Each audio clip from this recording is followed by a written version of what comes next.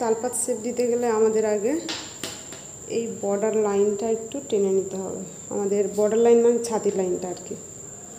হ্যাঁ, ছাতির line, Mohra line এখানে আমাদের টেনে নিতে হবে। মোহরার লাইন থেকে 1/2 ইঞ্চি ভিতরে একটা মার্ক করব। এটা হচ্ছে তালপাত শেপ, ঠিক আছে? ফ্রন্ট পার্টের তালপাত শেপ 1/2 ইঞ্চি ভিতরে, 1/2 ইঞ্চি।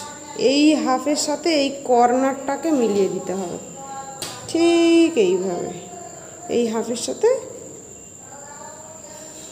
এই, আর এইখানে একটা হালকা একটা শেপ দিতে হবে।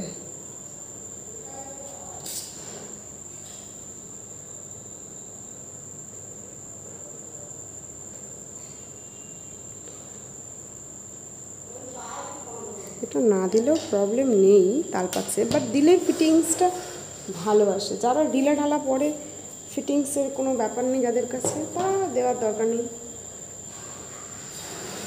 ঠিক আছে? এখান থেকে এটাকে কেটে নিতে হবে।